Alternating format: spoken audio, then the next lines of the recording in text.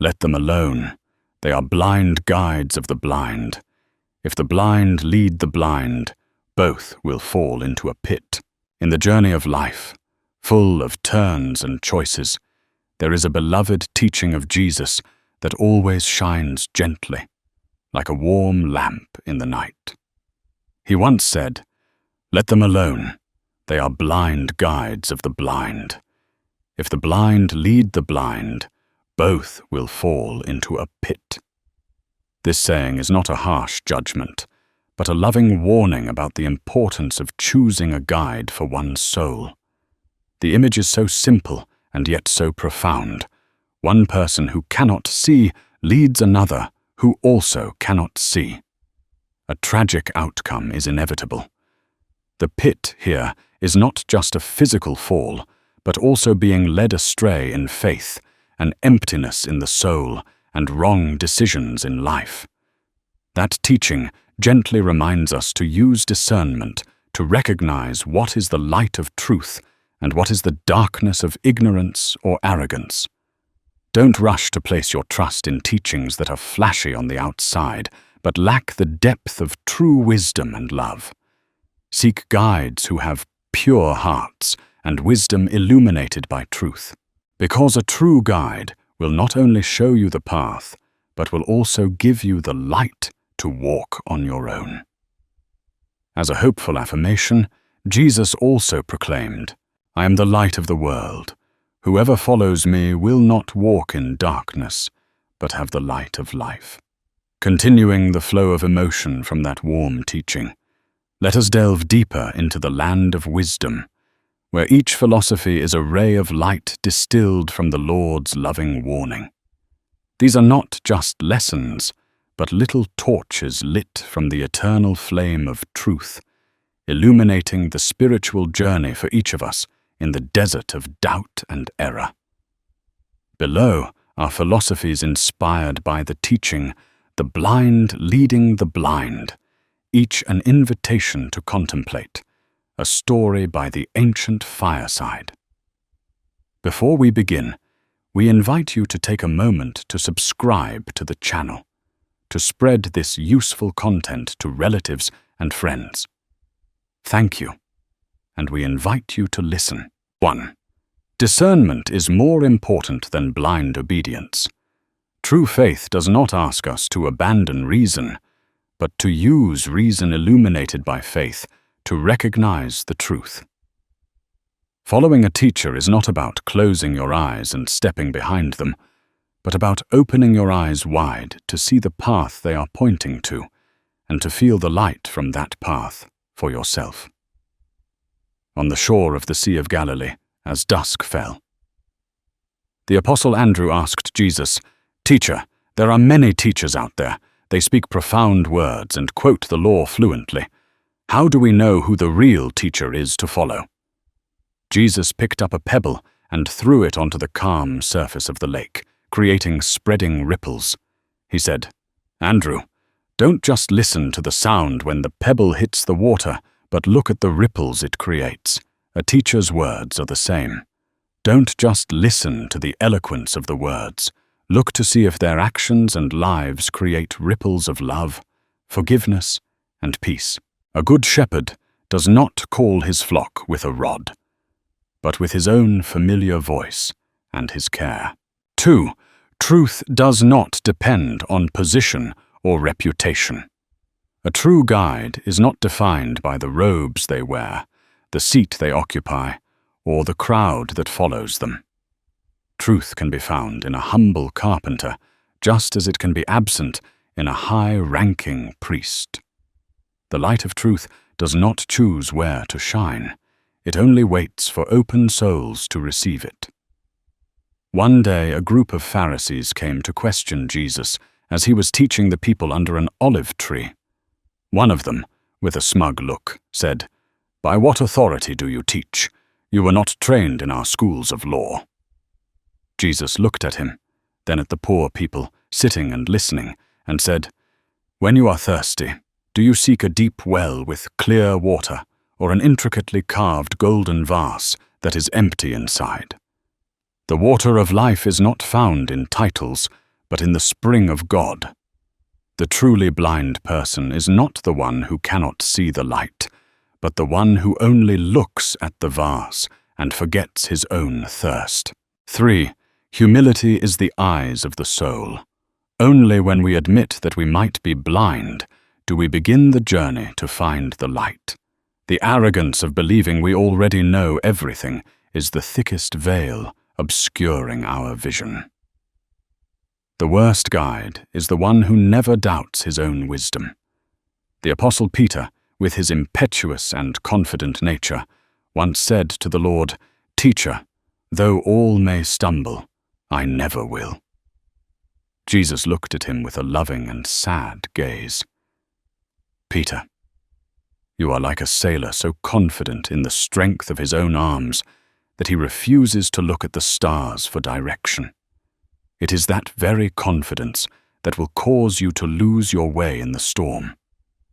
Remember, the wisest captain is not the one who is never afraid, but the one who knows to be humble before the greatness of the sea and always seeks the light from the lighthouse." 4. Action is the language of truth.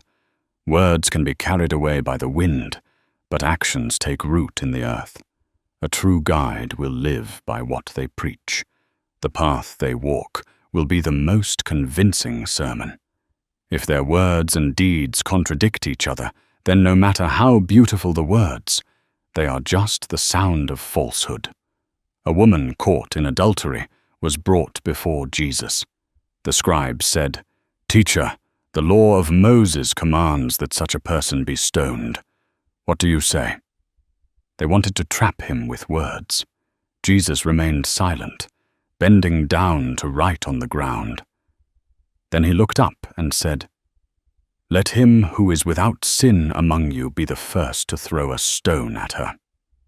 His words did not directly challenge the law, but his action of bending down and his question exposed the contradiction within the very leaders of the law. They spoke of righteousness, but their hearts were full of judgment. One by one, they silently walked away. 5. Light your own torch. The greatest teacher does not give you the answers, but helps you ask the right questions. They do not hold your hand for the entire journey, but hand you a torch and show you the direction. Complete dependence on others will make your soul weak and unable to ever stand on its own. When the apostles asked Jesus about the end of the age, he did not give them a precise answer about the day or hour. Instead, he told the parable of the 10 virgins. He said, "You see, the 5 foolish virgins did not prepare oil for their own lamps. They thought they could rely on others. But when the bridegroom came, they were left in the darkness. I am with you now, but there will come a time when you must keep the lamp of your own faith burning bright. Do not seek light from another's lamp. Seek the source of oil within your own soul." 6. The pit is for both the leader and the follower. Responsibility lies on both sides. The misguided leader will pay the price for their arrogance, and the one who follows blindly must also take responsibility for their own credulity. The fall is not exclusive to one, but is a shared tragedy of ignorance. On the way to Jerusalem, Jesus saw a group of people following a teacher of the law. This teacher walked with his head held high, not bothering to look at the ground, his mouth still babbling about the rules of observing the Sabbath. Suddenly, he missed his step and fell into a mud pit by the roadside. Those following him, so absorbed in watching and listening to him, also paid no attention, and fell in one after another. Jesus shook his head and said to his disciples, "Do you see? The pit does not distinguish between teacher and student. When blindness leads the way, the mud will receive them all." 7. Truth is often simple. Misguided leaders often use complex arguments and convoluted doctrines to hide the emptiness within. They create a labyrinth of words to make others feel small and dependent on them. Conversely, truth often lies in simple, familiar things and can be understood with a pure heart. A scholar from Jerusalem came to Jesus asking, "Teacher, please tell me, what is the deepest secret of the kingdom of heaven?" He was expecting a lofty theological discourse. Jesus smiled, called a child over, and held him in his arms. He said, "Truly I tell you, this is the secret. Unless you become like this child, with simple trust, humility, and no guile, you cannot enter the kingdom of heaven. You keep searching for greatness in complicated places, while it lies in a simple embrace." 8. Patience is the measure of the seeker. The right path is not always the easiest or the clearest one. It requires patience to listen, to observe, and to wait for revelation. Blind guides often promise shortcuts, immediate solutions, but in the end, they lead to a dead end. The Apostle Thomas, who always doubted, asked the Lord, "Teacher, we do not know where you are going. How can we know the way?" Jesus did not rebuke his impatience. He simply replied, "Thomas, a gardener cannot force a tree to grow faster.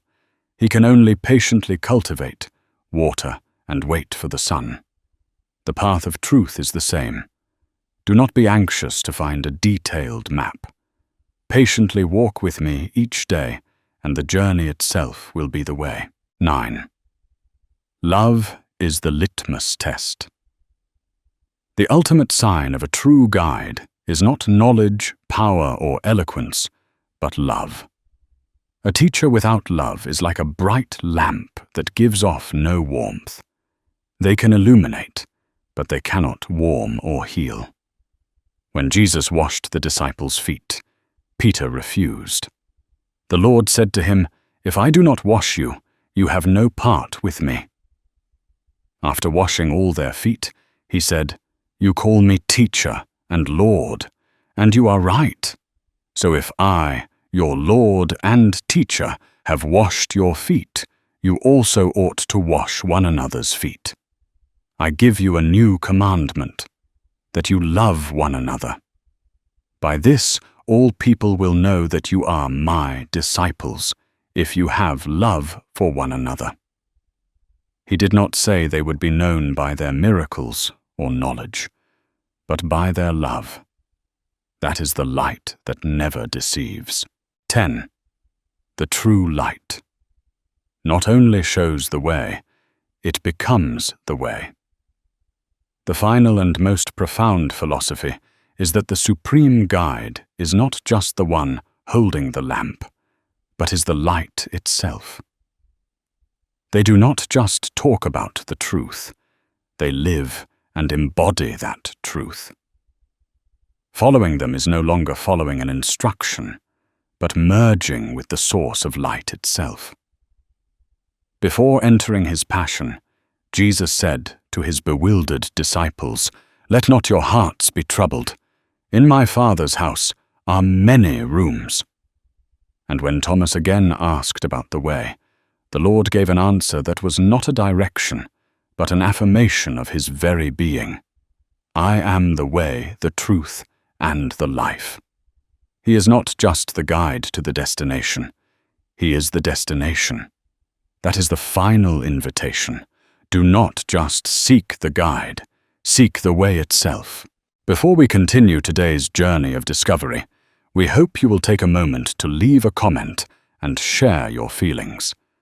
If this content brings positive value, don't forget to click the share button to spread these positive things to your friends and family. We invite you to continue the program. 11. Eyes that see others' faults are often blind to their own. The blind guide is often an expert at pointing out the speck in their brother's eye, but completely unaware of the log in their own. They use judgment of others to build up a false authority for themselves. A true teacher will direct you to look inward, helping you to remove your own log before thinking about taking the speck out for others. While Jesus was teaching, a man pushed through the crowd and said loudly, "Teacher, tell my neighbor to return the piece of land he encroached upon." Jesus looked at him and asked, "Man, who made me a judge or arbitrator over you? But I ask you this, when you look at his land, what do you see?" The man replied, "I see his greed." Jesus said, "Then when you look at your reflection in the stream, do you see the anger and desire for possession in your own eyes? Be careful not to let another's wrongdoing make you blind to the unrighteousness in your own heart. Cleanse the land of your soul first, and then you will see clearly where the boundary of justice lies. 12. Anxiety is the fog that hides the path. A mind filled with worries about tomorrow cannot see the guidance for today. The blind guide is one who sows fear and insecurity, binding others to vague future scenarios.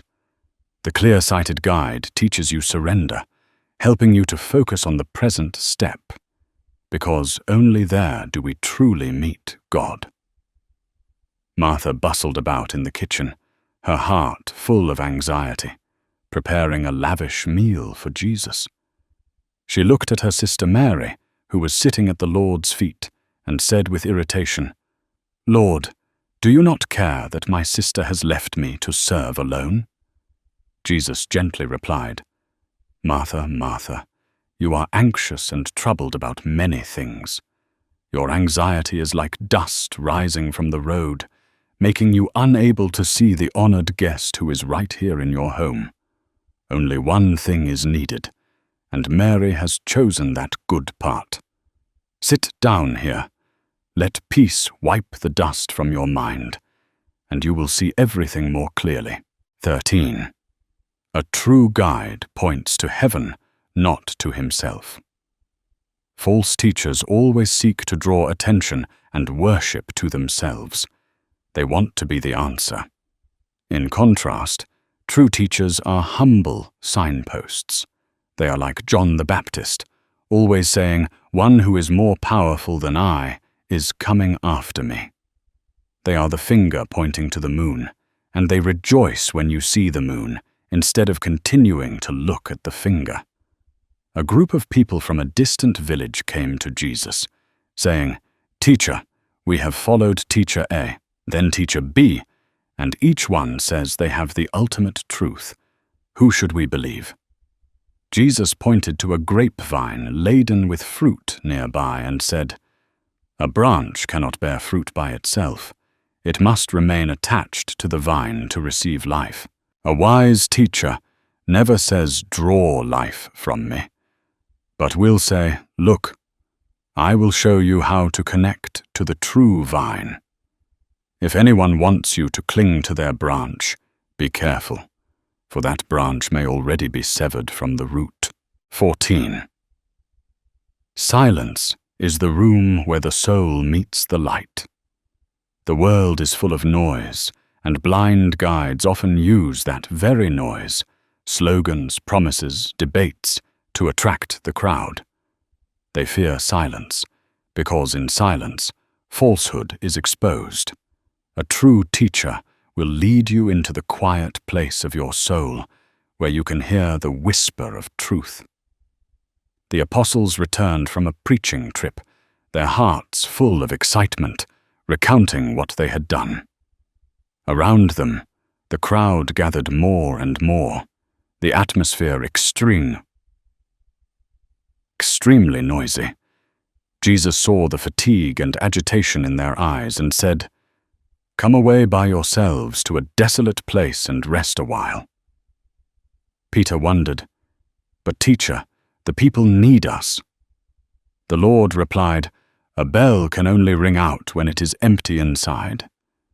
If your souls are filled with the noise of the world, you cannot ring out the sound of the kingdom. Go into the quiet to listen. before you go out to speak. 15. A good teacher is a healer, not a judge. The blind guide often approaches others with the measure of the law and judgment. They look for faults to condemn. The loving teacher approaches with the heart of a physician. They look for wounds to heal. They don't ask, "Where did you go wrong?" but "Where does it hurt?" The Samaritan woman at Jacob's well, after talking with Jesus, was astonished that he knew all the sins of her past. She said, "Sir, I perceive that you are a prophet." But in her voice, there was no fear of a sinner being condemned. Jesus did not say, "You are a sinner." He simply said, "Give me a drink." He approached her through a shared human need, seeing his own physical thirst and her spiritual thirst. He showed her her disease not to shame her, but to offer her the water of healing. 16. Light can come from the most unexpected places. We are often blinded by prejudice, expecting wisdom to come from elegant places, from educated people. The blind guide reinforces that prejudice. But God often places truth in the humblest of places. In a child, a poor person, a social outcast.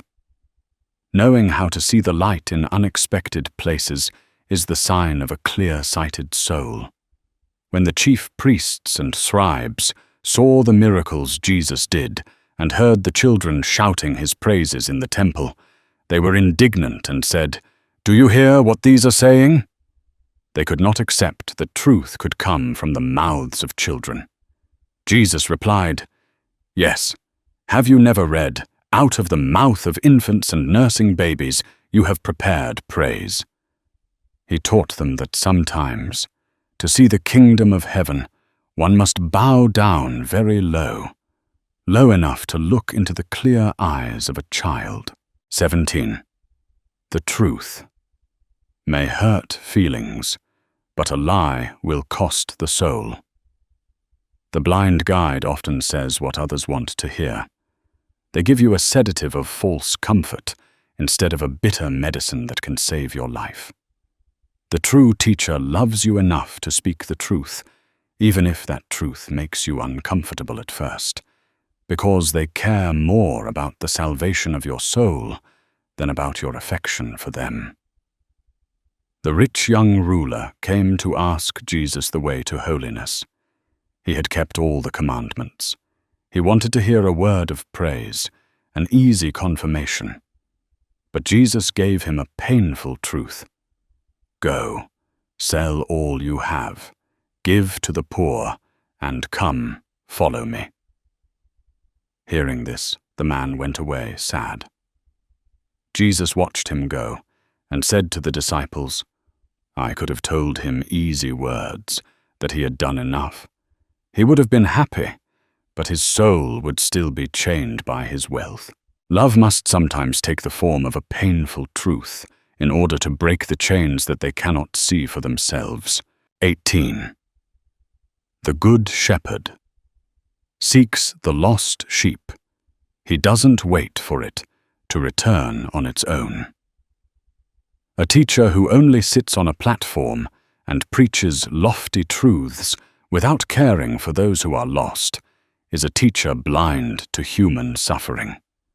The true guide will leave the safety of the 99 righteous sheep to venture into the wilderness, searching for just one sheep that is lost. The Pharisees grumbled when they saw Jesus eating with tax collectors and sinners. They thought a holy teacher must keep a distance from impurity. Jesus heard them and told them the parable of the lost sheep. The shepherd, when he finds the lost sheep, joyfully puts it on his shoulders and carries it home. Do you think the light is only for those who are already in the house? No. The light is most valuable when it shines into the darkest corners to guide those who are lost. 19. One sincere question is worth more than 1,000 memorized answers. The blind guide fears questions. They demand unquestioning acceptance. They provide pre-packaged answers. The wise teacher encourages inquiry. They know that a faith untested by doubt is a weak faith. They don't give you the answer, but walk with you in search of it. The Apostle Thomas, after the resurrection, said bluntly, "Unless I see the nail marks in his hands, I will not believe." The other apostles might have rebuked him for his stubbornness, but when Jesus appeared, he did not scold Thomas. He invited his very doubt. "Put your finger here. Stop doubting and believe." He understood that for some, the path to the strongest faith must pass through the valley of sincere doubt. 20. Forgiveness cleanses the eyes. Resentment and hatred are the thickest layers of dirt that blur the soul's vision. A teacher whose heart is still full of bitterness cannot lead you to the path of peace. They will only teach you how to build higher walls. The true teacher teaches you the strength of forgiveness, because they know that only by forgiving others can we see God and see ourselves clearly. Peter asked Jesus, "Lord, how many times shall I forgive my brother? As many as 7 times?" Jesus answered, "I tell you, not 7 times, but 77 times." Then he told the parable of the unforgiving servant. He taught that refusing to forgive others is like deliberately smudging the window of one's own soul. Even though the sun of truth is still shining, you will only see a dark and distorted world through the lens of resentment. 21. Truth liberates, not binds. The blind guide creates meticulous rules and regulations, turning faith into a burden. They use control to demonstrate power. The guide of light brings a truth that frees people from those chains. They do not add burdens, but make burdens light. On the Sabbath, Jesus healed a man with a withered hand. The Pharisees were furious because he had broken the law of rest. Jesus asked them, "Which is lawful on the Sabbath, to do good or to do evil, to save life or to destroy it?" He showed them that they had turned a law created to honor God and bring rest to man into an iron cage that imprisoned compassion. The Sabbath was made for man, not man for the Sabbath, he affirmed. His truth was not a set of laws, but freedom in love. 22. A great path is made of small steps. False teachers often promise instant enlightenment, shortcuts to the kingdom of heaven. They despise the small acts of kindness and daily faithfulness. The wise teacher knows that a great oak tree begins from a small acorn. They teach you the value of each step, each act of love, no matter how small. A poor widow put 2 small copper coins into the temple treasury. The disciples probably didn't notice, as they were busy watching the rich put in large sums. But Jesus called them over and said, "This poor widow has put in more than all the others. They all gave out of their wealth, but she, out of her poverty, put in everything, all she had to live on." He taught that God does not look at the greatness of the act, but at the greatness of the love put into that act. The path to him is paved with these small coins of silent sacrifice. 23. Sometimes the crack is where the light gets in. The blind guide teaches you to hide your brokenness, to wear a mask of perfection. They fear weakness.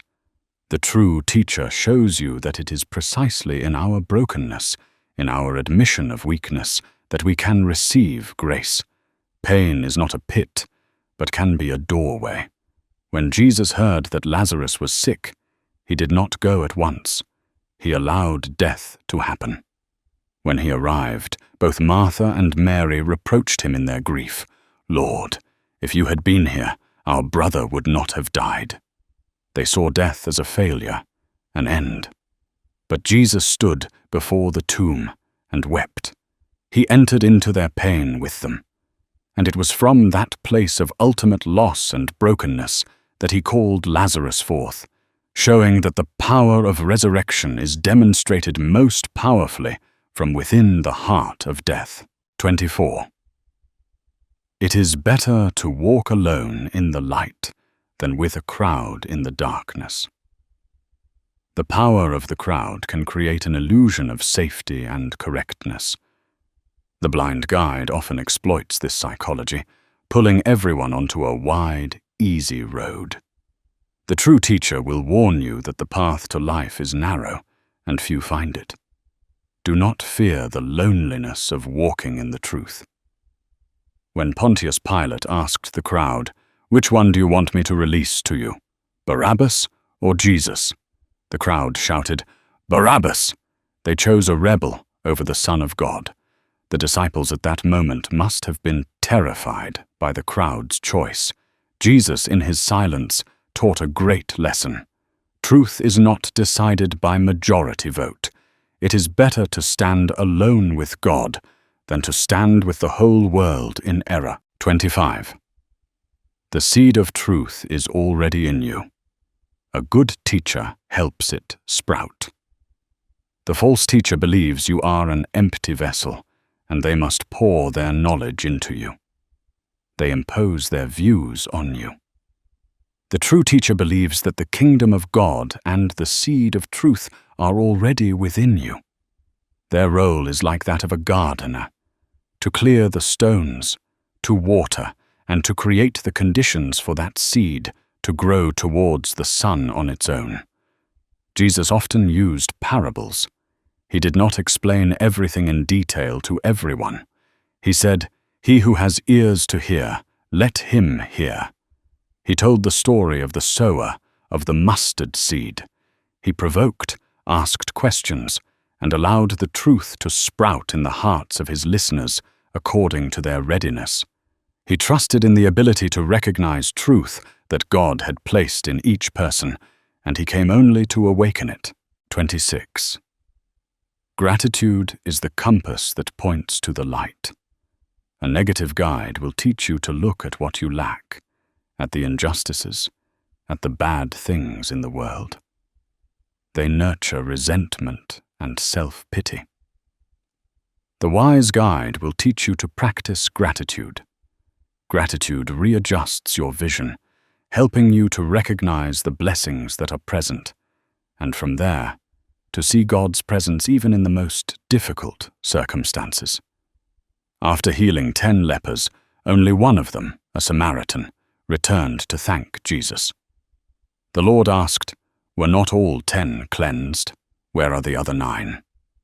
He was not just sad because the other 9 were ungrateful. He felt sorry for them. Because while all 10 were healed physically, only the one who knew how to give thanks was truly strengthened in his soul. Gratitude completed the miracle. It opened his eyes to see the giver, not just the gift. 27. The law is the map, but love is the guide. The blind guide clings to the letter of the law. They turn the map into a prison. They forget that the map was created to serve the journey, not the journey to serve the map. The teacher of life will teach you the spirit of the law, which is love. When you have love as your compass, you can find the way even without a map. When asked what the most important commandment was, Jesus did not quote complex regulations. He summarized the entire scripture into 2 simple things. You shall love the Lord your God with all your heart, with all your soul, and with all your mind, and you shall love your neighbor as yourself. He gave them not a detailed map, but 2 eternal north stars. If you follow those 2 stars, you will never be lost. 28. Know the tree by its fruit. This is one of the simplest and most powerful philosophies for identifying a guide. Don't just listen to their words. Don't just look at their pious appearance.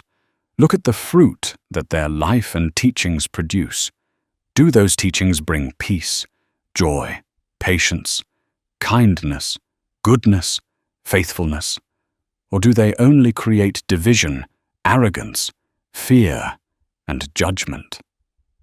Jesus warned about false prophets. By their fruit you will recognize them.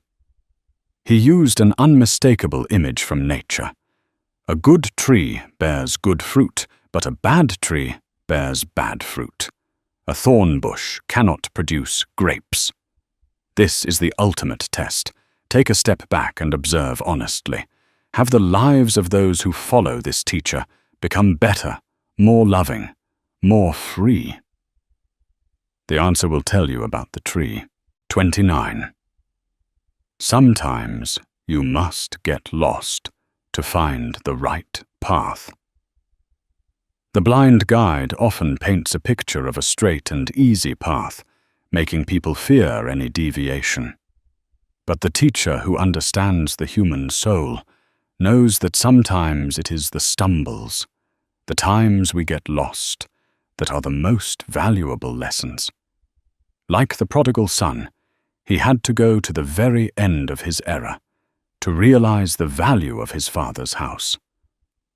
When Peter denied the Lord 3 times, it was the bitterest failure of his life. He was tragically lost. But after the resurrection, Jesus did not reprimand him. He asked him 3 times, "Do you love me?" It was in confronting his failure and being forgiven that Peter's faith became stronger and more humble than ever. That time of being lost was, in the end, a necessary part of the path to becoming the rock of the church. 30. The journey to find light has no final destination on earth. The blind guide often promises a final state of enlightenment, a destination at which all searching will cease. But the true teacher knows that life is a continuous journey of learning and growing in the light. Faith is not a place to arrive, but a way to travel. Even after 3 years with Jesus, the apostles still had much they didn't understand.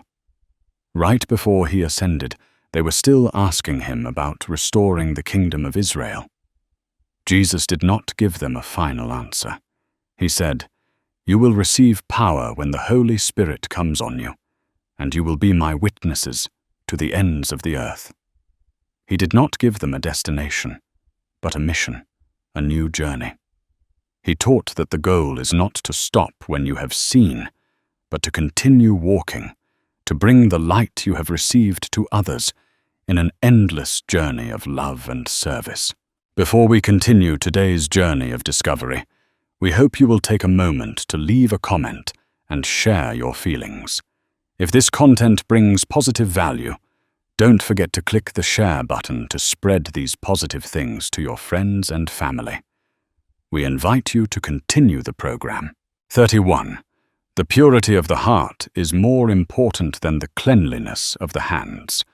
The blind guide is often obsessed with external rituals. They measure holiness by adherence to rules about eating, washing, and ceremonies. But they forget that a clean hand can still be raised in anger, and a clean meal can still be digested by a heart full of schemes. The true teacher will teach you that true defilement comes from within. A Pharisee invited Jesus to his house for a meal and was surprised when he did not wash his hands before eating. Jesus said to him, "Now then, you Pharisees clean the outside of the cup and dish, but inside you are full of greed and wickedness. You are like whitewashed tombs, which look beautiful on the outside, but on the inside are full of dead men's bones. Don't worry about what goes into the mouth, but watch out for what comes out of your heart: evil thoughts, arrogance, envy. Cleanse your hearts first, and then everything on the outside will naturally become pure." 32. The kingdom of heaven is not a place to go, but a state of being. False teachers often paint a vision of a kingdom of heaven somewhere far away, a future reward for those who obey them. They turn faith into a transaction. Jesus, however, taught that the kingdom of heaven is not to be sought on the horizon, but to be discovered right within one's own heart. The true guide will help you find peace and the presence of God right here and now.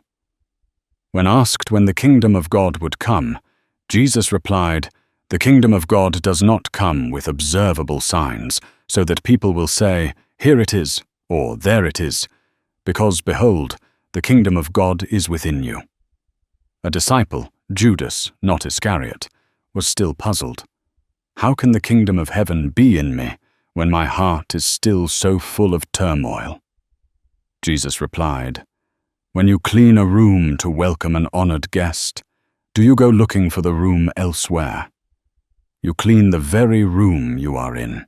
Likewise, clean the room of your soul of anger and anxiety, and the kingdom of heaven will be revealed right there, for its king has always been there, waiting." 33. Righteous intent is the root of all good actions. The law can only judge external actions, but God sees the intent within. A blind guide only teaches you what to do to be right, while a wise teacher teaches you who to be good. A gift given with calculation is not as valuable as a smile that comes from a sincere heart. Jesus said to the people on the mountain, "You have heard that it was said by the people of old, 'You shall not murder.' But I tell you that anyone who is angry with his brother will be subject to judgment. You have heard that it was said, 'You shall not commit adultery.' But I tell you that anyone who looks at a woman lustfully has already committed adultery with her in his heart." The disciples were astonished at such a high standard. The Lord explained, "I did not come to add more burdens, but to show you the source of sin. Don't just try to prune the bad branches and leaves. Heal the root in your soul. A tree with a healthy root will naturally bear good fruit." 34. True strength is found in surrendered weakness. The blind guide worships strength, self-control, and self-reliance. They teach you to hide your weakness. The true teacher, however, teaches that it is precisely when we admit our helplessness and surrender completely to God that we receive true strength.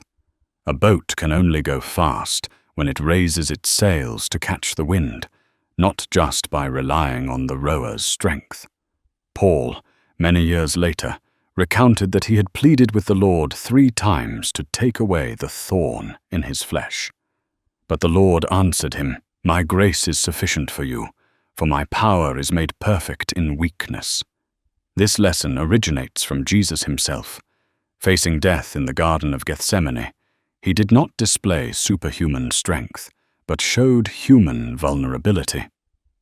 "My Father, if it is possible, may this cup be taken from me. Yet not as I will, but as you will."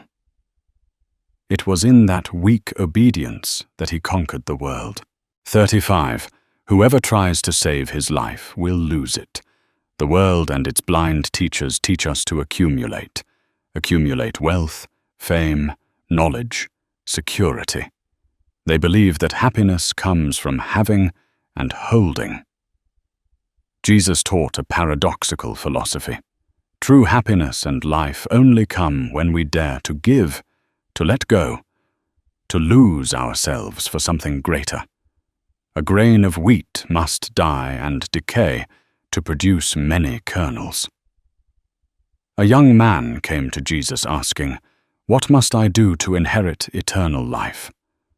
After hearing him list the commandments he had kept, the Lord said, "Sell what you have, give to the poor, and come, follow me." The young man went away sad. Jesus turned to his disciples and said, "It is easier for a camel to go through the eye of a needle than for a rich man to enter the kingdom of God." He was not condemning wealth, but the attachment to it. He taught that a hand clenched tight to hold on to everything cannot open to receive the kingdom of heaven, 36. The one who is first shall be the servant. The blind guide seeks power and the highest position. They want to be served and honored by others. Jesus completely inverted the world's pyramid of power. He taught that true greatness lies not in ruling, but in serving. The true teacher will not sit on a throne, but will kneel to wash his disciples' feet. The mother of the sons of Zebedee came to ask Jesus to let her 2 sons sit at his left and his right in the kingdom. The other disciples heard this and were indignant. Jesus called them together and said, "The rulers of the Gentiles lord it over them. It shall not be so among you. Whoever wants to become great among you must be your servant. Just as the Son of Man did not come to be served, but to serve, and to give his life." 37. True treasure is that which moths cannot destroy. The blind guide shows you how to get rich on earth. They measure success by what can be counted. The wise teacher will show you how to invest in treasure in heaven, eternal values like love, compassion, forgiveness, and justice. For where your treasure is, there your heart will be also. Jesus told the parable of the rich fool whose land produced a great harvest. He decided to tear down his old barns and build bigger ones to store his wealth. He said to himself, "Soul, you have ample goods laid up. Relax, eat, drink, and be merry."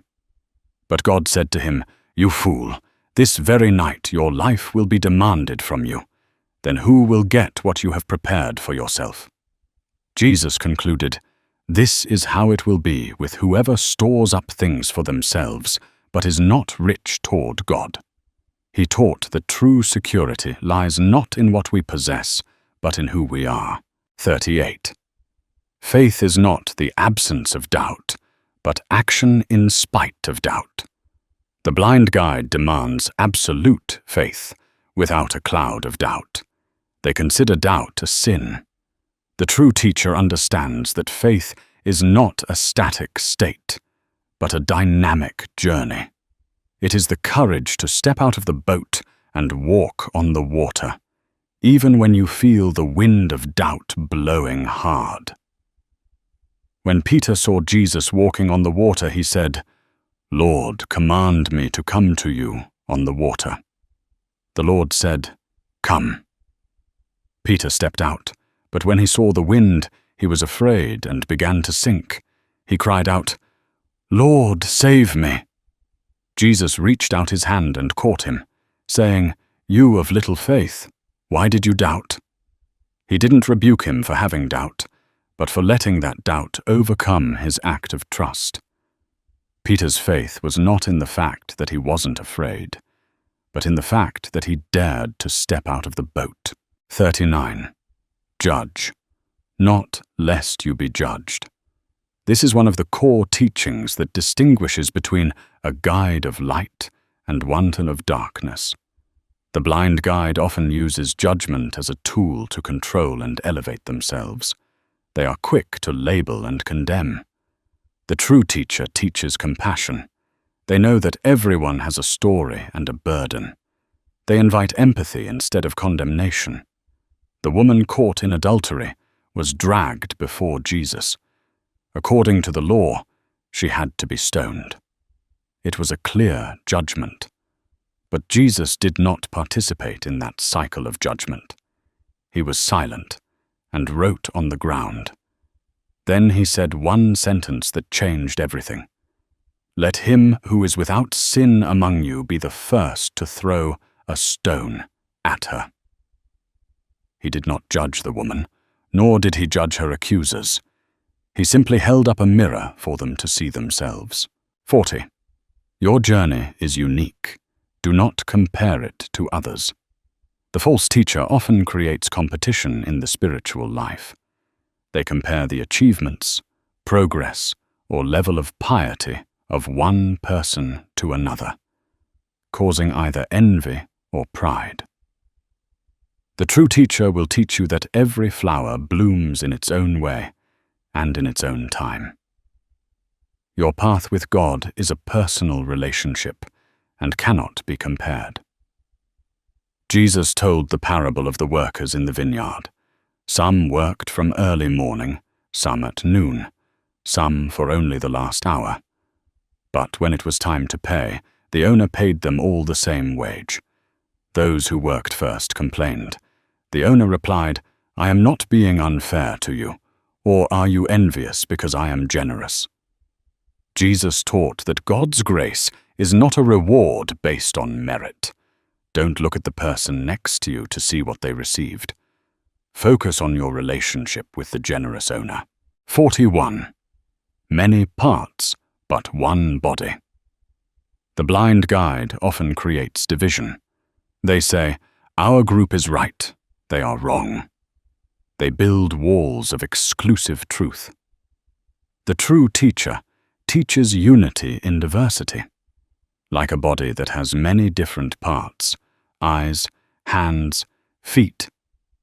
Each part has a unique function, but all are necessary and serve the life of the whole body.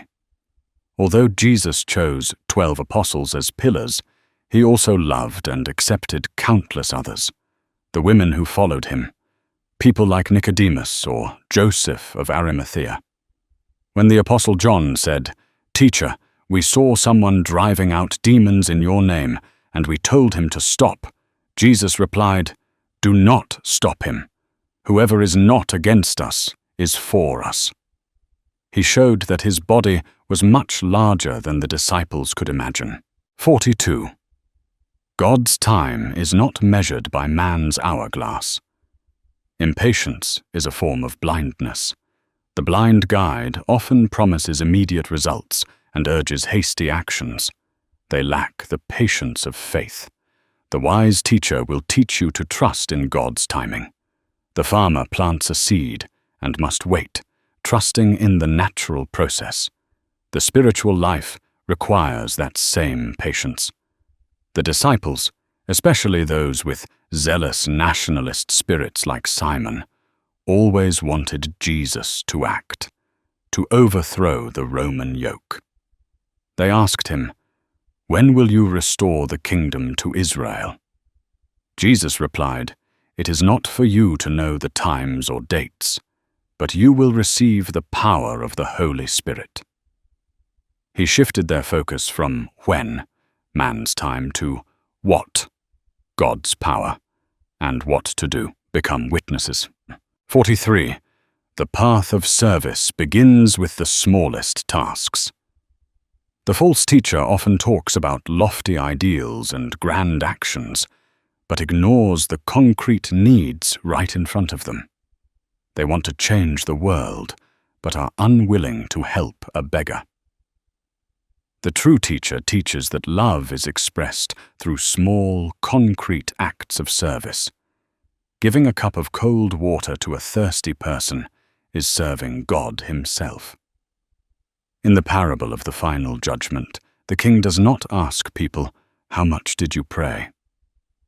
How much did you fast?" Instead, he asks, "When I was hungry, did you give me something to eat? When I was thirsty, did you give me something to drink? When I was a stranger, did you invite me in?" He taught that we encounter God not in the clouds, but in the very faces of our most suffering and needy brothers and sisters. 44. Grace is not something you earn, but something you receive. This is a truth that trips up blind guides, those who build religious systems based on merit and achievement. They turn the relationship with God into an exchange. I do this, so God must give me that. The teacher of truth will teach that God's love is an unconditional gift. It is not based on our worthiness, but on His mercy. Our job is not to try to be worthy, but to open our hearts to receive. Jesus told the parable of the prodigal son. When the son returned, he had prepared a speech. "Father, I am no longer worthy to be called your son. Make me like one of your hired servants." He was still thinking in the logic of merit, but the Father did not let him finish. He ran out, embraced him, and held a feast. The Father didn't love his Son because he was worthy. He loved him because he was his Son. That is the nature of grace. 45. The wisdom of God is often folly in the eyes of the world. The blind guide often seeks the recognition and approval of the world. They teach things that are reasonable and wise by human standards. The teacher who comes from God often teaches paradoxes, things that seem foolish. Love your enemies, bless those who curse you, turn the other cheek, count loss as gain. The way of the cross is an offense to the world's reason. When Jesus spoke of how he must suffer, be killed and rise again, Peter took him aside and began to rebuke him. "Never, Lord, this shall never happen to you." Peter was thinking according to human wisdom. The Messiah must be victorious, glorious. But Jesus rebuked him. "Get behind me, Satan. You do not have in mind the concerns of God, but merely human concerns." He taught that the path to glorious resurrection must pass through the valley of sacrifice and death. 46. Carry each other's burdens. The blind teacher often creates an environment where each person must struggle for their own salvation, in isolation and competition. The true teacher teaches that we are a community, a family. The weakness of one is the responsibility of the whole community, and the strength of one is to lift up those who are weaker. We do not walk this path alone. When a paralytic man was carried by his friends to be healed by Jesus, they could not get into the house because of the crowd. They did not give up. They dug a hole in the roof and lowered the man down right in front of Jesus. Jesus, seeing their faith, the faith of the group of friends, healed the man. He showed that communal faith has extraordinary power, and that love is expressed through our willingness to tear up the roof for our brothers and sisters. 47. Prayer is not reading a list of demands. Many blind teachers teach prayer as a magic formula. Say the right words, repeat them enough times, and you will be rewarded. They turn prayer into a monologue to persuade God. The true teacher teaches that prayer is a dialogue, an intimate communion with God. It is not just about speaking, but more importantly, about listening. When teaching the disciples to pray, Jesus gave them the Lord's Prayer. This prayer does not begin with "Father, give me," but begins with "Our Father. Hallowed be your name, your kingdom come, your will be done."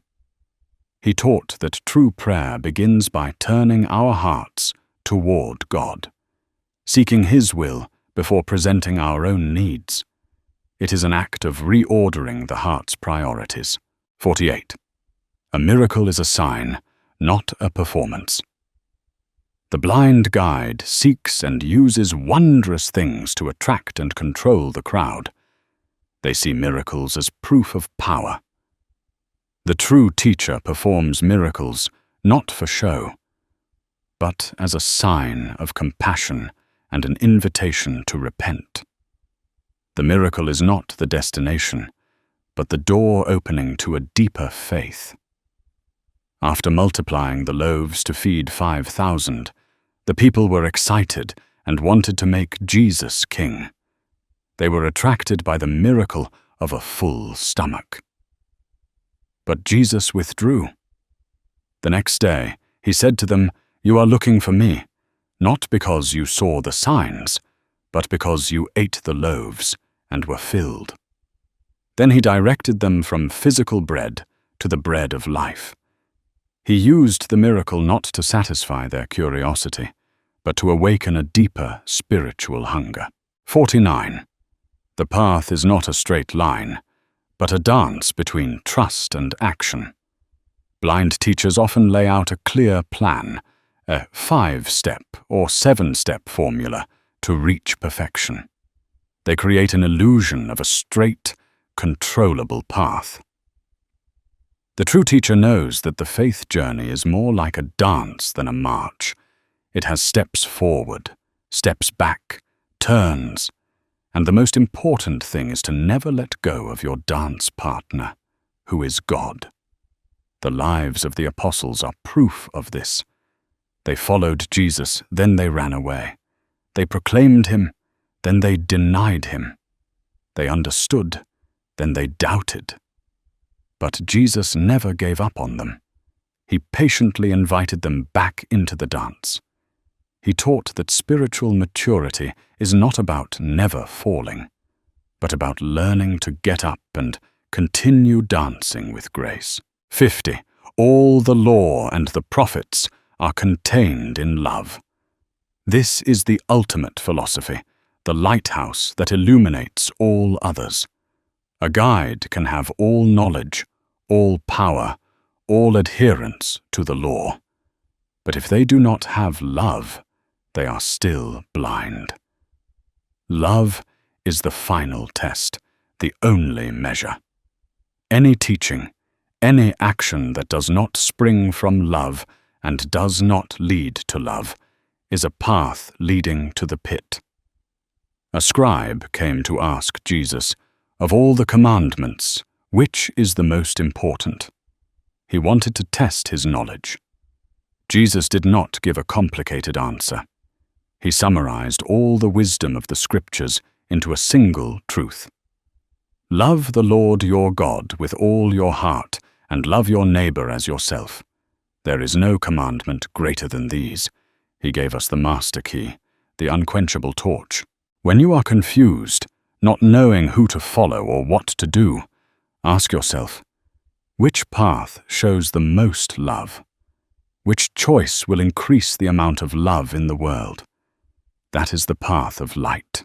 Before we continue today's journey of discovery, we hope you will take a moment to leave a comment and share your feelings.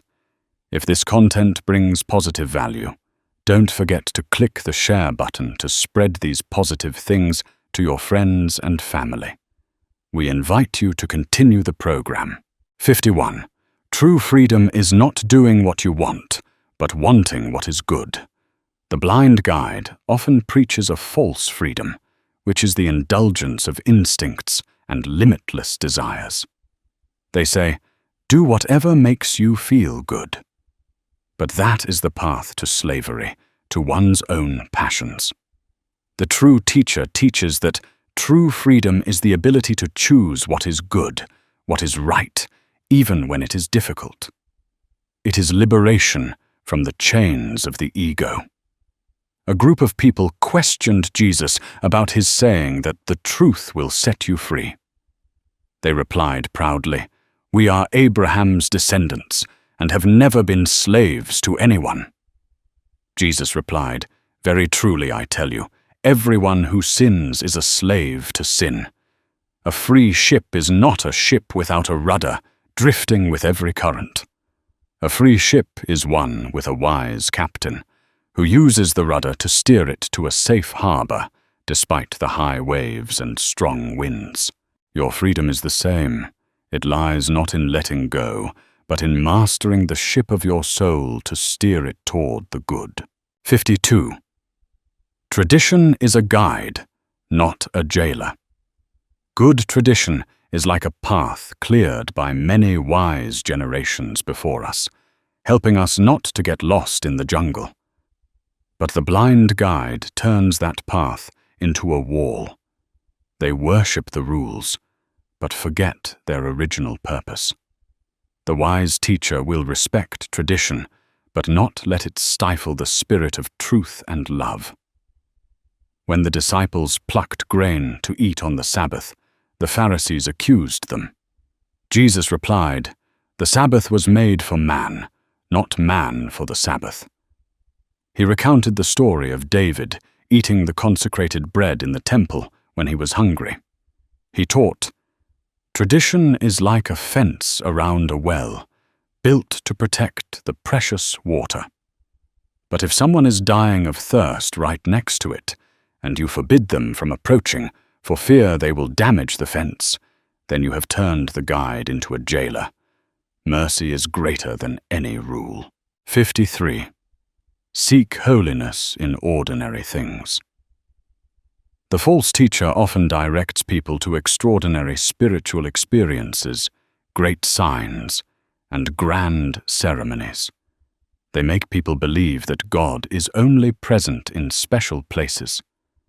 The true teacher will open your eyes to see that every moment of ordinary life is a sacred encounter. Holiness is not far away. It is in the cup of cold water you give to another, in the kind word you speak to your family. In the carpenter's shop in Nazareth, the young Jesus was planing a piece of wood. A neighbor stopped by and said, "Young man, I hear you know the scriptures well. Tell me, how can I find God?" Jesus stopped, brushed off the sawdust, and replied, "You see, when I plane this wood, I must follow its grain. When you tend your vineyard, you must understand each vine. God is in that too. He is in the carpenter's attention, in the gardener's patience, in the warmth of the bread the wife bakes. Don't look for him in the clouds. Find him in your work, and in the love you put into it each day." 54. You cannot blame the guide for your own footsteps. Following a blind guide is a wrong choice, but the ultimate responsibility still rests with the follower. The false teacher often encourages dependence and blame. Listen to me, and if anything goes wrong, it's the fault of the world, of the enemy. The true teacher gives you autonomy and responsibility. They say, "This is the path, but you must be the one to walk. Each step is yours, and you are responsible for it." When Adam ate the forbidden fruit, he blamed Eve, "The woman you put here with me, she gave me some fruit from the tree." Eve in turn blamed the serpent. Jesus in the Garden of Gethsemane showed another way. He could have blamed Judas's betrayal, the disciples' weakness, the world's injustice. But he said, "Father, forgive them, for they do not know what they are doing." He took responsibility without a word of blame. He teaches us that spiritual maturity begins when we stop looking for external excuses and start looking at our own choices. 55. Rest is a sacred duty. The blind guide often pushes for ceaseless effort, viewing rest as laziness.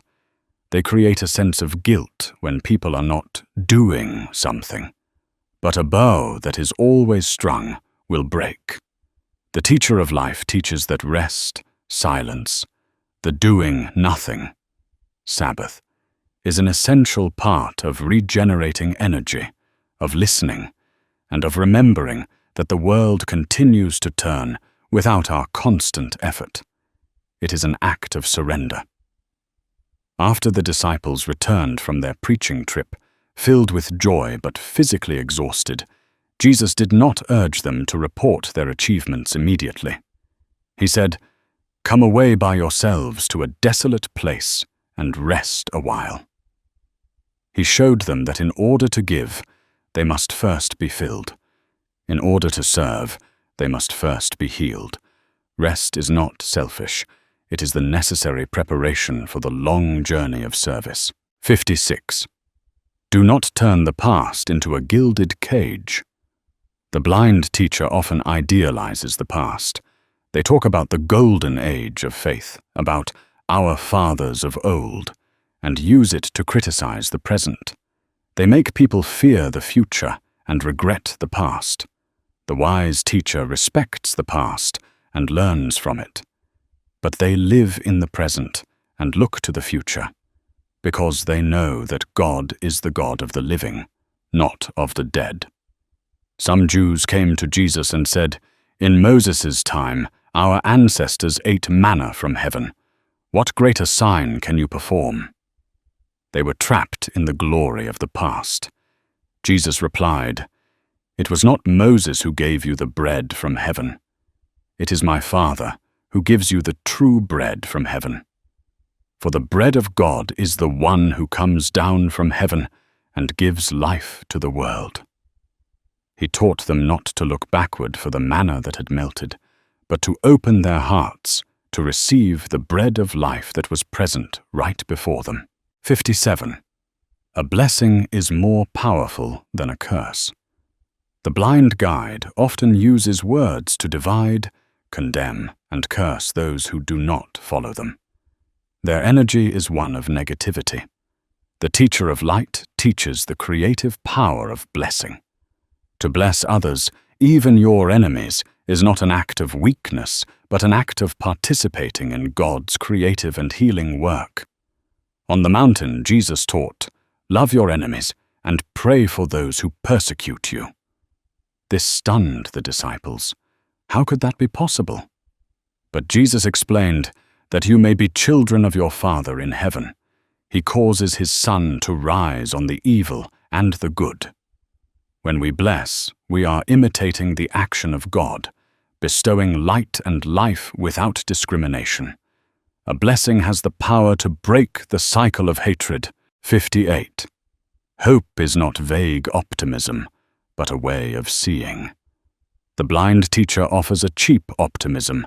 Everything will be okay without any basis. When reality hits, that optimism collapses. The true teacher teaches hope. Hope is not believing that there will be no suffering, but believing that suffering has meaning. It is the ability to see the light of dawn, even when the night is at its thickest. At the Last Supper, knowing full well the betrayal, denial, and death that was approaching, Jesus did not despair. He took bread, gave thanks, broke it, and said, "This is my body, given for you." He saw through the brokenness, the bread being broken, to see new life, nourishing them. That is hope, not denying the painful reality, but finding God's saving presence in the very heart of that reality. 59. The body is a temple, not an enemy. Some blind guides teach that the body is the source of sin, something to be despised and punished. They create division and self-hatred. The true teacher teaches that the body is a sacred gift, the temple of the Holy Spirit. Caring for the body, eating, resting, moving, is also a spiritual act. Jesus went everywhere, healing every disease and sickness among the people. He was not only concerned with their souls, but also deeply concerned with their physical pain. He touched the leper, gave sight to the blind, made the lame walk. Through these actions, he affirmed that God's salvation is for the whole person, body and soul. The body is not a prison for the soul, but an instrument for the soul to express love. 60. Peacemaking is different from peacekeeping. The blind teacher often promotes a false peace, which is silence in the face of injustice to avoid conflict. They are afraid of offending others, but that is just keeping the surface calm. The teacher of truth will teach you to be a peacemaker. This sometimes requires the courage to speak the truth, to challenge injustice, and to confront conflict constructively in order to create a true and lasting reconciliation. When Jesus saw the buying and selling in the temple, he did not remain silent to keep the peace. He overturned their tables and said, "My house will be called a house of prayer, but you are making it a den of robbers." His action caused great conflict, but it was a necessary act of peacemaking. He was fighting to restore holiness to the place of worship, to create a true peace between God and man, a peace not based on compromise with wrongdoing. 61. The outer world reflects your inner world. The blind guide teaches you that the problem is always out there, in other people, in circumstances, in society. They encourage a victim mentality. The wise teacher will help you realize that the way you see the world is deeply influenced by your inner state. The eye is the lamp of the body. If your eye is healthy, your whole body will be full of light. Jesus said to his disciples, "Why do you look at the speck of sawdust in your brother's eye and pay no attention to the plank in your own eye?" He taught that if we see a world full of judgment and wrongdoing, perhaps it is because we ourselves are looking through a lens of judgment. If we purify our souls of anger and fear, we will begin to see beauty and goodness in places we never saw them before. 62. Speak truth to power, but with love. The false teacher either flatters power for personal gain or opposes it with bitterness and hatred. Both come from fear or arrogance. The true teacher does not fear worldly power. They are willing to speak the truth, to point out injustice, but they always do so with a heart free of hatred, with the goal of conversion and healing, not of humiliation or destruction. When John the Baptist rebuked King Herod for his sin, he spoke truth to power and paid for it with his life. Jesus, when standing before Pilate, was also not silent. He said, "My kingdom is not of this world." He affirmed a truth higher than the power of Rome. But in his words, there was no hateful defiance, only the calm majesty of truth. He bore witness to the truth with his very presence, a presence full of love even before the one judging him. 63. Creativity is a form of prayer. The blind guide often limits the spiritual life to predefined religious acts. They fail to see the sacredness in human creativity. The teacher of life teaches that because we are made in the image of a creator God, every time we create, whether it's writing a poem, planting a garden, or cooking a delicious meal, with a loving heart, we are participating in God's work. Jesus often used parables full of creative imagery: the sower, the pearl of great price, the hidden treasure. He didn't just teach with dry theorems. He painted pictures with words, awakening the imagination and creativity of his listeners. He showed that telling a story, seeing a metaphor in a mustard seed, is also a way to touch the kingdom of heaven. 64. Your work can become your altar. The blind teacher divides life into two spheres, sacred and secular. Going to church is sacred. Going to work is secular. This creates a fragmented spiritual life. The true teacher erases that boundary. They teach that any honest work, when done with dedication and a spirit of service, can become a prayer, an offering to God. Jesus spent nearly 30 years as a carpenter. He sanctified manual labor. He showed that carving a table for a neighbor can be as holy an act as preaching in the synagogue. The first apostles were also laborers, fishermen, a tax collector. Their faith was not separate from their working lives. They learned to offer their very work as a sacrifice. 65. Hospitality is the doorway for angels. The blind guide teaches vigilance and fear of strangers. They build a closed community, welcoming only those who are like them. The true teacher teaches hospitality as a core virtue. They remind us that when we open our homes and our hearts to a stranger, we are sometimes entertaining God Himself without knowing it. On the road to Emmaus, 2 disciples were walking in despair when a stranger joined them. They did not recognize it was Jesus.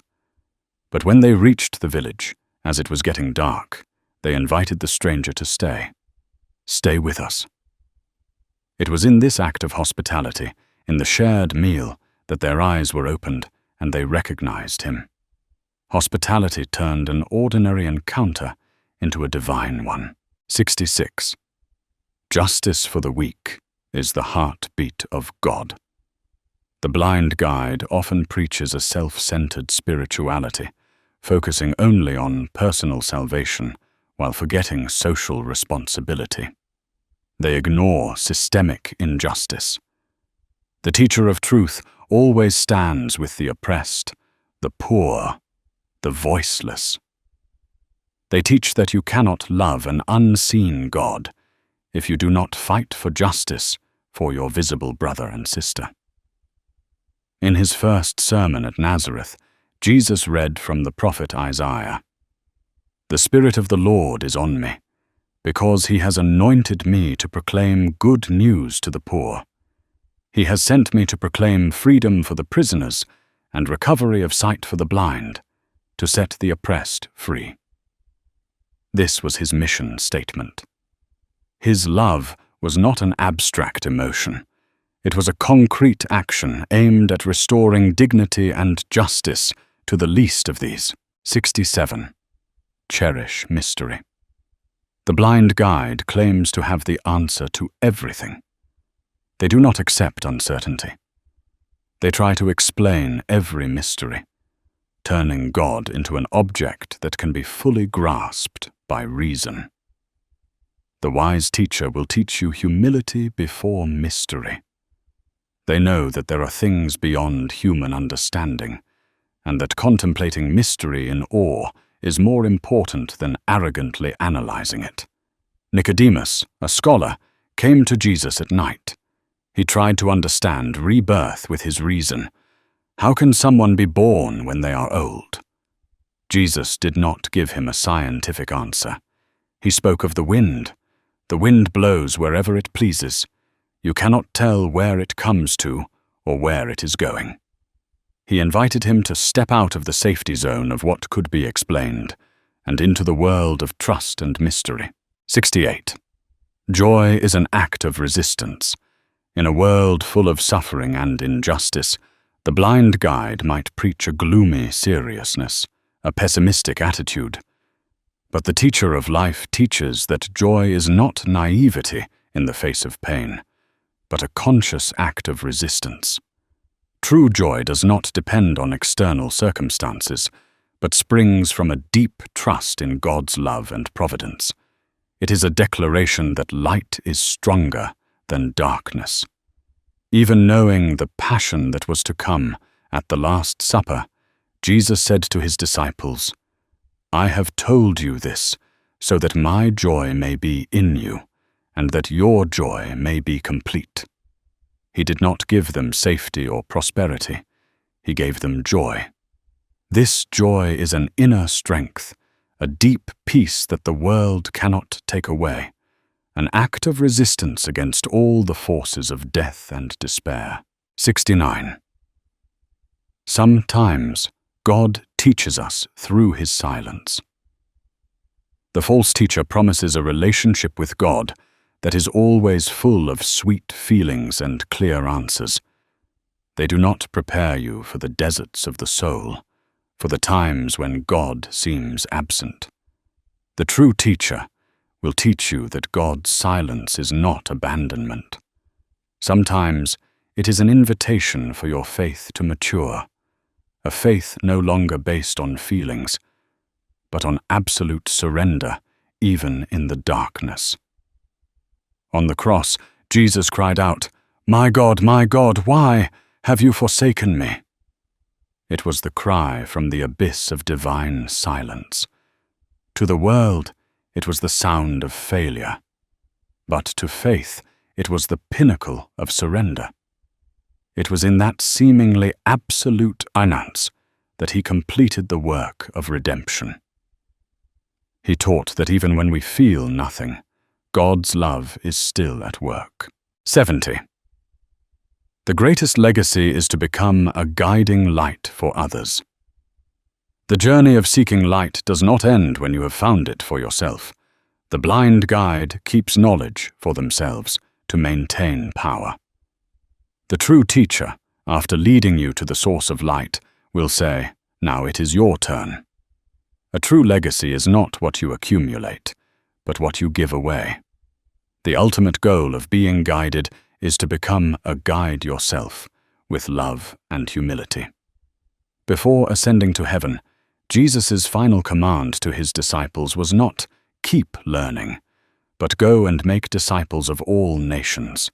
He gave them the mission to continue his work. He said, "You are the light of the world." He didn't say, "Follow the light." He said, "Be the light." It is the sacred transfer, the invitation for each of us, after being illuminated, to become a small torch, helping to dispel the darkness in the world. Before we continue today's journey of discovery, we hope you will take a moment to leave a comment and share your feelings.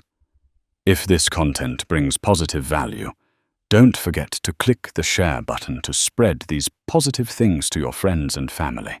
We invite you to continue the program. 71. Forgiveness is not forgetting, but healing the memory. The blind guide often teaches two extremes: either hold on to resentment or pretend the pain never existed. Both are poison. The true teacher teaches that forgiveness is not erasing the past. It is a courageous process of looking directly at the wound and inviting God's grace into it to heal it. The memory remains, but the poison sting of resentment has been removed. After his resurrection, Jesus appeared to the disciples who were hiding in fear in a locked room. He did not pretend that their abandonment of him had never happened, nor did he reproach them. His first action was to show them the nail marks on his hands and side. He showed them the wounds. Then he said, "Peace be with you." In doing so, he taught that true peace comes not from forgetting, but from confronting the wounds in the light of love and resurrection, transforming them from symbols of betrayal into symbols of mercy. 72. Your words create your reality. The false teacher often uses words carelessly and negatively. They complain, criticize, and sow doubt. They do not realize that words have creative power. The wise teacher teaches you to use language consciously and responsibly. Your words can be a garden planting hope or a wasteland of despair. Jesus said, "Out of the abundance of the heart, the mouth speaks." When he stood before the tomb of Lazarus, he did not say, "Lazarus, I hope you will live again." He spoke definitively and with power, "Lazarus, come forth." He taught that words spoken from a firm faith can change reality. When you call out the good, when you speak words of life and encouragement to others and to yourself, you are participating in the creative power of God. 73. Failure is not a sentence, but a turning point. The blind guide treats failure as an end point. They use it to label, to exclude, and to cause indelible guilt. The teacher of mercy sees in failure an opportunity. It is a turning point, where we are invited to become more humble, wiser, and to choose a new path with a deeper understanding of ourselves and of God's grace. After Peter denied the Lord 3 times, he had failed miserably. He probably thought he was no longer worthy. But after the resurrection, by the Sea of Galilee, Jesus did not bring up his sin. Instead, he asked him 3 times a question of the future. "Do you love me?" With each of Peter's answers, Jesus gave him a mission. "Feed my sheep." He turned the corner of failure into a highway of redemption and service. 74. Spiritual pride is the most subtle blindness. The most dangerous blind guide is not the one who knows nothing, but the one who thinks they know everything. Spiritual pride, believing oneself to be holier, to have stronger faith, or to be more favored by God than others, is a veil that blinds more thickly than unbelief. The true teacher will always remind you that the closer you get to the light, the more you realize how much darkness you still have. Jesus told the parable of the Pharisee and the tax collector who went to the temple to pray.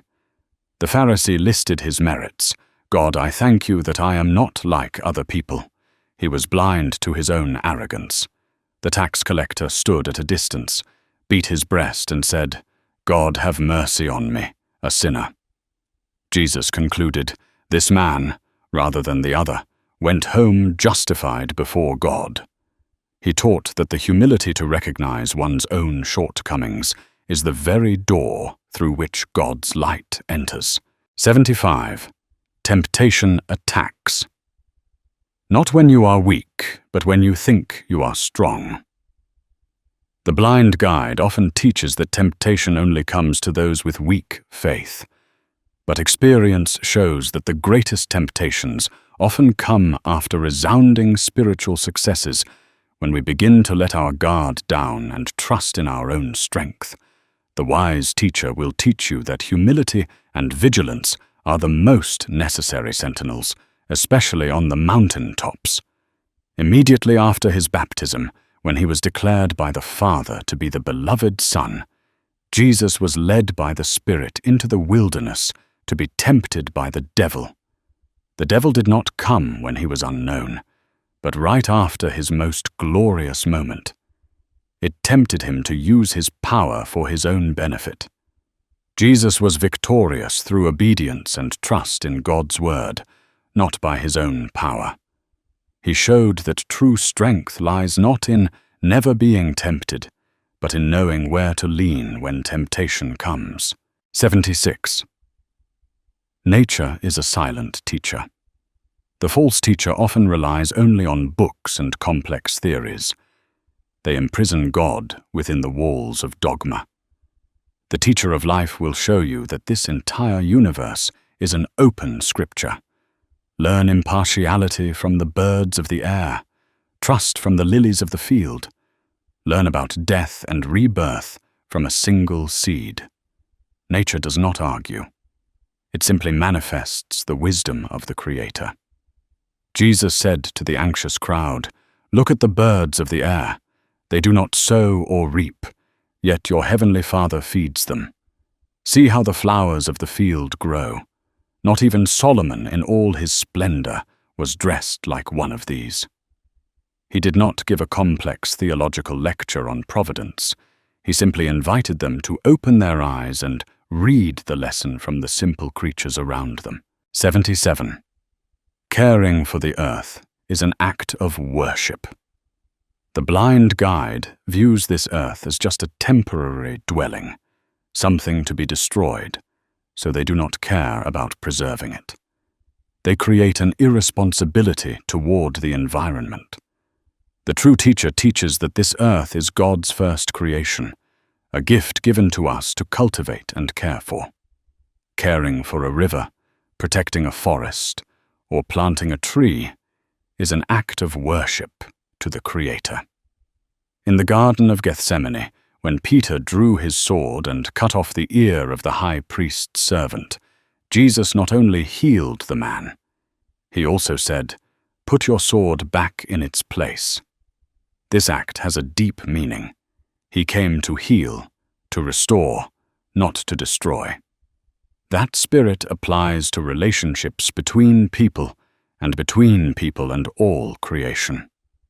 We are invited to be good stewards, to heal the wounds that human greed has inflicted on the earth. 78. Authenticity is more magnetic than feigned perfection. The blind teacher teaches you to wear a mask of piety. They demand that you always appear happy, faithful, and never make a mistake. This creates exhaustion and falsehood. The teacher of truth allows you to be yourself, with all your contradictions and weaknesses. Authenticity, even in struggle, has more power to move hearts than a staged perfection. The Samaritan woman at the well did not try to hide her complicated life from Jesus. When he touched on the truth about her 5 husbands, she did not deny it. It was that authentic encounter that transformed her. Afterward, she ran back to her village and did not say, "Come see a perfect man," but said, "Come, see a man who told me everything I ever did." Her authenticity about her own imperfection became the most powerful testimony. 79. God is not in the past or future, He is in the present. The blind guide often makes you live in regret of the past, if only, or anxiety for the future, what if. They steal the present moment from you, the only place where life truly happens. The true teacher will always pull you back to the here and now, because God is the I Am. Encountering Him is not a future appointment, but a recognition in this very moment. When teaching the disciples to pray, Jesus taught them to ask, "Give us today our daily bread." He did not teach them to ask for the whole week or month. He invited them to live in trust, one day at a time. When Martha was worried about Lazarus's burial, Jesus spoke a sentence in the present tense. "I am the resurrection and the life." He brought the power of eternity into that very moment of suffering. 80. Listening is half of prayer and the entirety of love. The blind guide loves to talk. They lecture, command, impose. They do not have the ability to listen. Their love is one-directional. The teacher of wisdom knows that the act of deep listening, listening to God in silence, listening to another's pain without judgment, is one of the most powerful spiritual acts. To listen is to make oneself empty so that another can exist. That is the very definition of love. On the road to Emmaus, Jesus joined the two despairing disciples. He did not begin with a sermon. His first words were a question. "What are you discussing together as you walk along?" He took the time to listen to all their sadness, their confusion, and their broken hopes. Only after he had listened completely did he begin to explain the scriptures. He taught that true guidance must always begin with empathy. 81. Cherish your imperfection. The blind teacher often preaches an unattainable ideal of perfection, causing feelings of inadequacy and self-contempt. They forget that it is in our cracks that the light can enter and grace can work. The true teacher will not teach you to hate your imperfection, but to offer it up to God. A cracked clay jar that is full of precious water is still more valuable than an empty golden vase. When the sinful woman came to anoint Jesus with perfume, she wept, washing his feet with her tears. Her action was an expression of a broken person. The Pharisee saw only her imperfection, her sin. But Jesus saw her great love. He said, "Her many sins have been forgiven, as her great love has shown." He taught that it is the deep awareness of one's own imperfection that can open a heart capable of great love. 82. Reconciliation is more valuable than retaliation. The world and its blind guides operate on the law of retaliation. An eye for an eye, a tooth for a tooth. This creates an endless cycle of violence. The teacher of the kingdom of heaven teaches a higher way, the path of reconciliation. It is not ignoring the wrong, but finding a way to heal the broken relationship, to break the vicious cycle of hatred. Jesus taught, "If you are offering your gift at the altar, and there remember that your brother has something against you, leave your gift there. First go, and be reconciled to your brother." He placed reconciliation of human relationships even before the act of worshipping God. He showed that you cannot have peace with God in heaven if you are at war with your brother on earth. 83.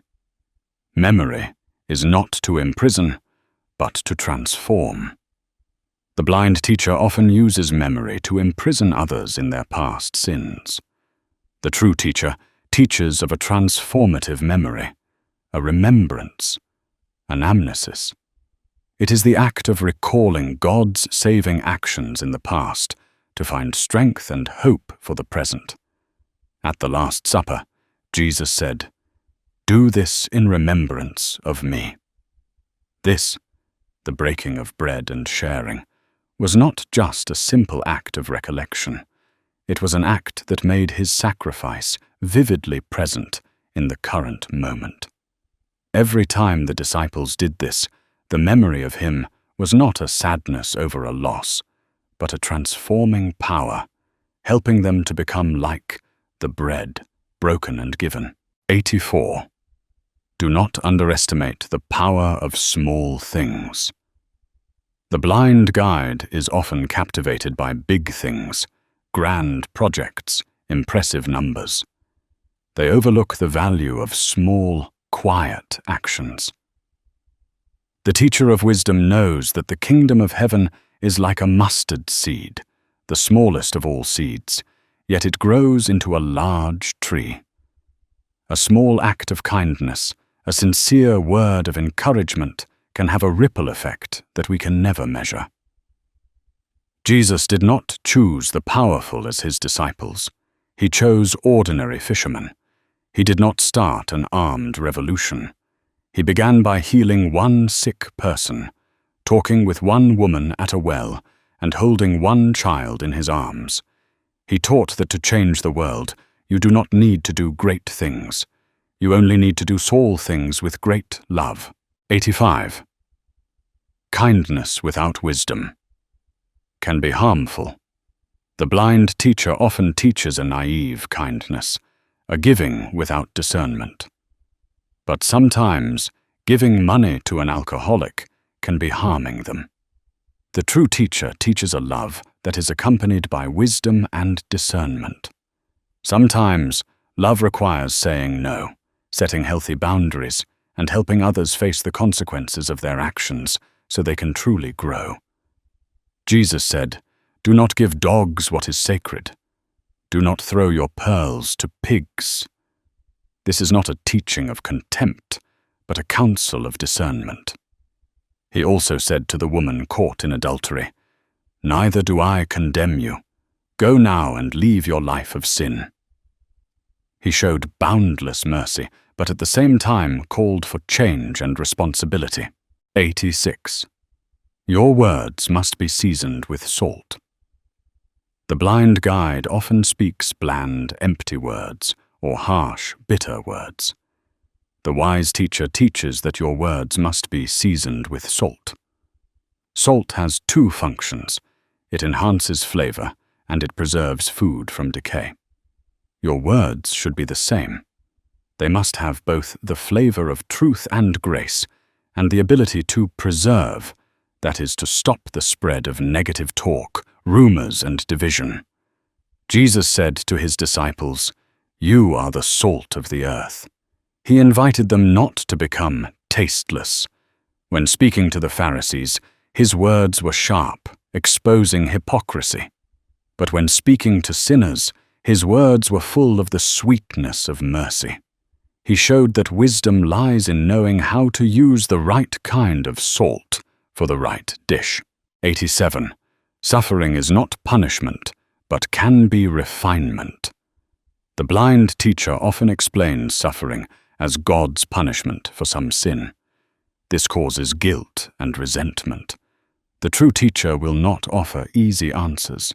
Instead, they will sit with you in your suffering and help you realize that, although God does not cause suffering, He can use it to refine our faith, like gold tested in the fire, to make us stronger, more compassionate, and more humble. When the disciples saw a man blind from birth, they asked Jesus, "Who sinned, this man or his parents?" They were looking for a reason, a punishment. Jesus replied, "Neither this man nor his parents sinned, but this happened so that the works of God might be displayed in him." He elevated the meaning of suffering from a punishment in the past to an opportunity for grace in the present. 88. Faith is a relationship, not a religion. The blind guide often focuses on the rules, rituals, and structures of religion. They turn faith into a list of do's and don'ts. The teacher of life will always pull you back to the core. Faith is a personal, living, and loving relationship with God, like the relationship between a father and child, a shepherd and sheep, a vine and its branches. Jesus did not say, "Obey my religion." He said, "Come to me, abide in me." He always used the language of relationship. He taught prayer by addressing God as Father. He redefined the entire spiritual life, not as adherence to a system, but as loving a person. 89. You cannot control the wind, but you can raise your sails. The false teacher often promises the ability to control life if you follow their formula. They do not accept the truth that so many things in life are beyond our control.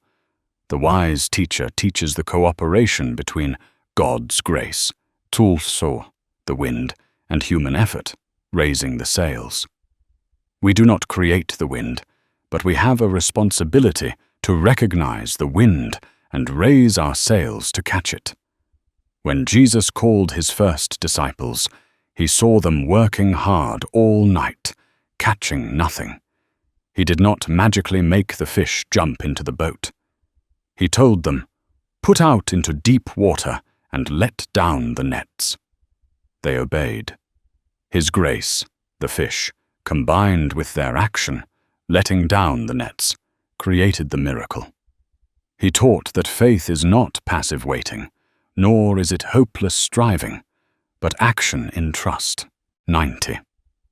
In the end, all paths lead back to simplicity. After all the complex theology, the meticulous rules, the long debates that blind guides create, the teacher of truth will always lead you back to simplicity. The spiritual journey is not about climbing an increasingly complex ladder, but a return, a stripping away of the non-essential to discover the irreducible core. At the end of his life, the Apostle John, who had once been a son of thunder, who had written profound theological works, was said to have continuously repeated a single message to the faithful: "Little children, love one another." When asked why he only said that, he replied, "Because it is the Lord's command, and that alone is enough." After a long life of following the teacher, after all the mysteries he had contemplated, John understood that the entire universe of faith, all 90 philosophies and more, finally converge and dissolve into a single, simple, and greatest act: love.